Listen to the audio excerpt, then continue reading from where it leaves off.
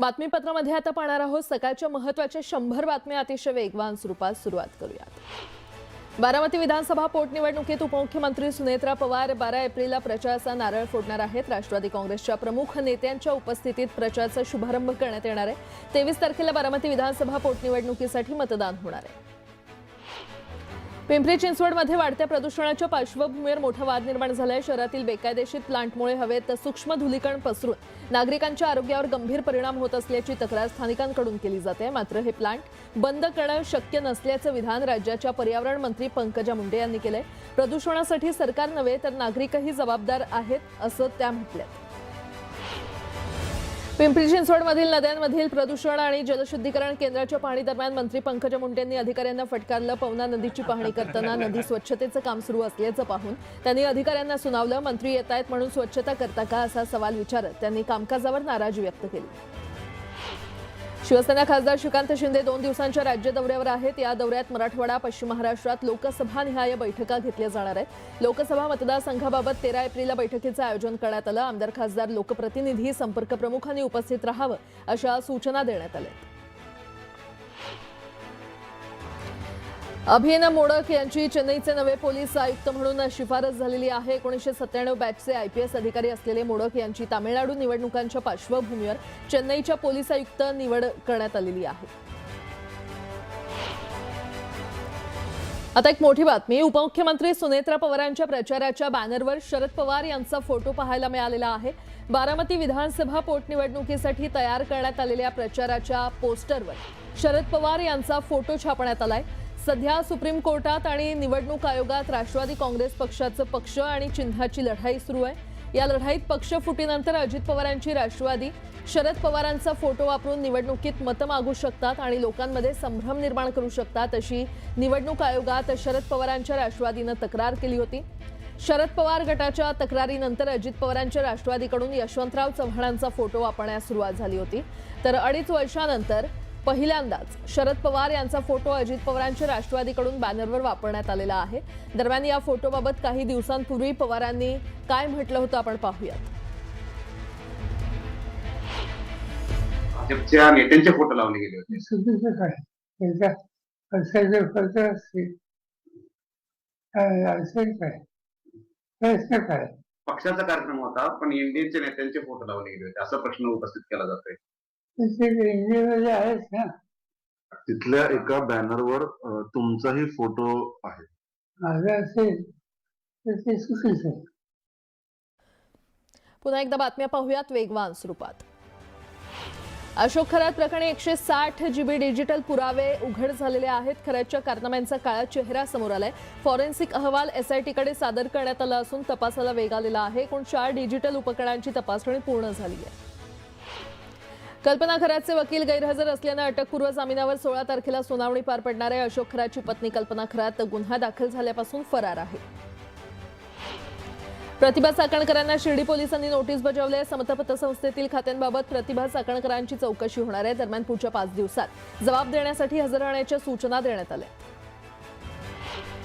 अंजली दवानिया यांना CDR कोणी दिला याची पूर्ण माहिती माझ्याकडे आहे। पोलीस चौकशीला बोलावतील त्यावेळी पूर्ण माहिती पोलिसांना देणार असं सामाजिक कार्यकर्त्या कल्पना इनामदार म्हटल्यात। मी संबंधित लोकांची नावं सांगणार नाही कारण ते लोक उच्च पदावर बसलेले आहेत असंही त्या म्हटल्यात। नामांकित कंपनीतील धर्मांतर आणि लैंगिक शोषण प्रकरणी सुनावणी पार पडली। न्यायमूर्ती RC नरवाडिया यांच्यासमोर झालेल्या सुनावणीत 5 आरोपींना न्यायालयीन कोठडी सुनावण्यात आली आहे। तर ऑपरेशन मॅनेजर अश्विनी चेनानीला 13 एप्रिलपर्यंत पोलीस कोठडी सुनावली आहे। नाशिकच्या कंपनीमधील धर्मांतर आणि लैंगिक शोषण प्रकरण गंभीर आहे असं म्हणत या प्रकरणाची कसून चौकशी सुरू असल्याची माहिती मंत्री गिरीश महाजन यांनी दिली आहे। तर दोषींना सोडणार नसल्याचा इशारा देखील त्यांनी दिला आहे। दंडकारण्यात सक्रिय असलेल्या 42 माओवाद्यांनी तेलंगणा पोलिसांसमोर आत्मसमर्पण केलं। पीपल्स गुरिला लिबरेशन आर्मीच्या बटालियन क्रमांक 1 मधील सर्व सदस्यांनी शरणागती पत्करल्यानं या बटालियनचं अस्तित्व संपुष्टात आलं। कुख्यात नक्षल नेता माडवी हिडमाच्या नेतृत्वाखाली ही बटालियन सक्रिय होती। आत्मसमर्पणावेळी माओवाद्यांनी 36 अत्याधुनिक शस्त्र पोलिसांच्या ताब्यात दिली आहेत। नागपूरच्या अजनी परिसरातील नव्या पुलाचा प्रकल्प पुन्हा एकदा विलंबात अडकलाय। सुमारे 332 कोटी रुपयांच्या या प्रकल्पाचं काम 2023 मध्ये सुरू झालं होतं, मात्र अजून हे काम पूर्ण झालेलं नाही। दरम्यान नागरिकांना रोज वाहतूक कोंडीचा सामना करावा लागतोय। अखेर हा पूल कधी पूर्ण होणार असा प्रश्न आता नागपूरकरांना पडलाय। मीरा रोडमधील नौशारूपा बाबर मुक्तिधाम इथे काम करणाऱ्या कामगारांनी पगारासाठी अनोखं आंदोलन केलं. 2 महिन्यांपासून वेतन न मिळाल्यानं कामगारांनी चक्क तिरडीवर झोपून प्रशासनाविरोधात घोषणाबाजी केली. थकीत पगार मिळेपर्यंत आंदोलन सुरू ठेवण्याचा इशारा यावेळी देण्यात आला. वांद्रे पश्चिमेत पिण्याच्या पाण्याची मुख्य पाईपलाईन फुटल्यानं मोठी घटना घडली आहे. लकी हॉटेल जंक्शन परिसरात झालेल्या या घटनेमुळे लाखो लिटर पाणी वाया गेलंय. पाईपलाईन फुटल्यानं रस्ते जलमय झाले असून परिसरातील दुकानांमध्ये पाणी शिरलं आणि त्यामुळे स्थानिक व्यापाऱ्यांचं मोठं नुकसान झालंय. नाल्यातून गाळ काढण्याच्या कामात फसवेगिरी करणाऱ्या कंत्राटदारांवर यावेळी देखील एआयच्या माध्यमातून नजर ठेवली जाणार आहे. यंदा एआयची यंत्रणा अधिक अद्ययावत करण्यात आली असून महापालिकेला फसवणाऱ्या कंत्राटदारांना काळ्या यादीमध्ये टाकण्यात येणार आहे. गेल्या वर्षी मुंबई महापालिकेनं एआयच्या मदतीनं अशा कंत्राटदारांना शोधून त्यांच्यावर 13 कोटींची दंडात्मक कारवाई केली होती. केंद्रीय कृषी मंत्री शिवराज सिंह चौहान यांच्या मतदारसंघात बोगस कीटकनाशकामुळे संपूर्ण पीक जळाल्याचा प्रकार घडला होता आणि त्यामुळे नुकत्याच जयपूर इथे झालेल्या पश्चिम विभागीय कृषी परिषदेत चौहान यांनी घटक राज्यांच्या कृषी मंत्र्यांना खतं, रसायनं, बियाणं आणि कीटकनाशकांच्या भेसळीवर कठोर कारवाईचे आदेश दिले. त्यामुळे राज्य सरकारनं प्रत्येक तालुक्यात निरीक्षक नेमण्याचा निर्णय घेतलाय. गेल्या काही दिवसांपासून राज्यातील अनेक भागात पावसाळी हवामान होतं आणि त्यामुळे कमाल तापमानात काहीशी घट झाली होती. मात्र राज्यातील पश्चिमी विक्षोभ प्रभावहीन असून पुढील 5 दिवसात कमाल तापमानात वाढ होण्याचा अंदाज हवामान खात्यानं वर्तवलाय. शैक्षणिक सत्र 2026-27 मधील इयत्ता 11वी केंद्रीय ऑनलाईन प्रवेश प्रक्रियेसाठी विद्यार्थ्यांना प्रवेश अर्ज भरण्यास सुरुवात केलेली आहे. राज्यातील सर्व उच्च माध्यमिक शाळा आणि कनिष्ठ महाविद्यालयांना देखील त्यांच्या नोंदणीमध्ये आवश्यक बदल करण्याच्या सूचना शिक्षण संचालनालयानं दिलेल्या आहेत. सर्व संस्थांच्या नोंदणीच्या माहितीमध्ये आवश्यक बदल करण्यासाठी 15 एप्रिल 2026 पर्यंत अंतिम मुदत देण्यात आली आहे. अभियांत्रिकी, औषध निर्माण शास्त्र आणि कृषी शिक्षण या व्यावसायिक अभ्यासक्रमाच्या प्रवेशासाठी घेण्यात येणाऱ्या MHT CET PCM समूहाच्या परीक्षेला सुरुवात होते. ही परीक्षा आजपासून 20 एप्रिलपर्यंत सकाळी आणि दुपारी अशा 2 सत्रांमध्ये होणार आहे. राज्यभरातून तब्बल 4,79,332 विद्यार्थी प्रवेश परीक्षा देणार आहेत. राज्य परिवहन महामंडळानं सेवानिवृत्त अधिकारी आणि कर्मचाऱ्यांच्या हितासाठी महत्त्वाचा निर्णय घेतला आहे. त्यांच्या मोफत प्रवास सवलतीचा आधुनिक तंत्रज्ञानाची जोड दिली आहे. पारंपरिक पास प्रणालीऐवजी आता रुपे ऑन द गो सक्षम राष्ट्रीय सन्मान गतिशीलता कार्ड प्रणालीचा अवलंब करण्यात येणार आहे. त्यामुळे प्रवास अधिक सुलभ, पारदर्शक आणि डिजिटल होणार आहे. शिवाजी चौक, मीरा रोड, गायमुख मेट्रो 10 मार्गिकेच्या कामासाठी निविदा प्रसिद्ध करण्यासाठी आधी 2 तारखा परिवहन मंत्री प्रताप सरनाईक यांनी दिल्या होत्या. मात्र अद्याप मेट्रो 10 मार्गिकेच्या कामासाठी निविदा प्रसिद्ध झालेली नाही. आता आठवड्याभरात MMRDA निविदा प्रसिद्ध करणार आहे.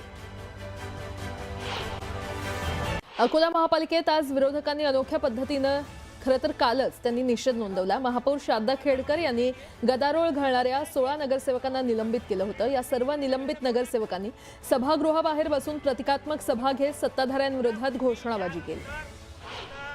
गोंदियातील धर्मदाय आयुक्त कार्यालयामध्ये गोंधळ उडाला. प्रभारी सहाय्यक धर्मदाय आयुक्त निलिमा मालोदे सुनावणी सुरू असतानाच अचानक निघून गेल्यानं संस्थाचालकांना तासनतास थांबावं लागलं. संतप्त झालेल्या नागरिकांनी यावर नाराजी व्यक्त केली. बीडच्या मसाजोगमध्ये दिवंगत सरपंच संतोष देशमुखांच्या घरी चोरीची घटना घडली. धनंजय देशमुखांसह सर्व सदस्य झोपलेले असताना मध्यरात्री घरफोडी झाली. गावात आणखी काही ठिकाणी घरफोडी झाल्याचा प्रकारही समोर आलाय.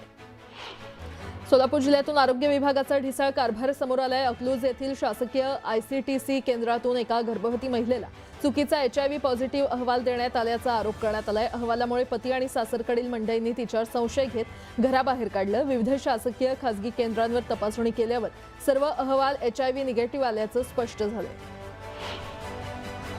लोणावळा इथे भुशी धरण परिसरात रेल्वे विभागाकडून अतिक्रमण हटवण्याची कारवाई करण्यात आली आहे. यामध्ये जवळपास 150 छोट्या व्यावसायिकांची दुकानं हटवण्यात आली. या कारवाईमुळे अनेक व्यावसायिकांवर उपासमारीचं संकट ओढावलंय. विशेष म्हणजे पर्यटन हंगामाच्या अवघ्या 2 महिन्यांपूर्वीच ही कारवाई झाल्यानं व्यावसायिक हतबल झाले. बीड जिल्ह्यात वांग्याचे दर कोसळल्यानं शेतकऱ्यांनी चिंता व्यक्त केली आहे. वांग्याला केवळ 4 ते 5 रुपये दर मिळत असल्यानं वांगी उत्पादक शेतकरी आर्थिक संकटात सापडलेत. यावेळी संतप्त शेतकऱ्यांना 500 कॅरेट वांगी फेकून दिली. तातडीनं वांग्याला योग्य दर देण्याची मागणी करण्यात आली आहे. बीड तालुक्यातील बालाघाट परिसरातील लिंबा गणेश भागात वन्य प्राण्यांनी धुमाकूळ घातलाय. अगोदरच अवकाळी आणि गारपिटीनं अडचणीत आलेल्या शेतकऱ्यांच्या उरल्या-सुरल्या पिकांची रानडुकरं नासाडी करतायत. रानडुकरांच्या उपद्रवामुळे शेतकऱ्यांचं मोठ्या प्रमाणात नुकसान होतंय. या पार्श्वभूमीवर तात्काळ पंचनामे करून नुकसान भरपाई द्यावी अशी मागणी शेतकरी करतायत. पश्चिम आशियातील युद्धजन्य परिस्थितीचा फटका सिंधुदुर्ग जिल्ह्यातील मासेमारीला बसलाय. किनारपट्टी भागातील बोटीनं पारंपरिक मासेमारी करणाऱ्या मच्छीमारांना वाढत्या डिझेल दरवाढीचा फटका बसतोय. याकडे लक्ष वेधण्यासाठी शिवसेना उबाठा पक्षाकडून आंदोलन करण्यात आलं. माजी आमदार वैभव नाईकांच्या नेतृत्वात हे आंदोलन करण्यात आलं.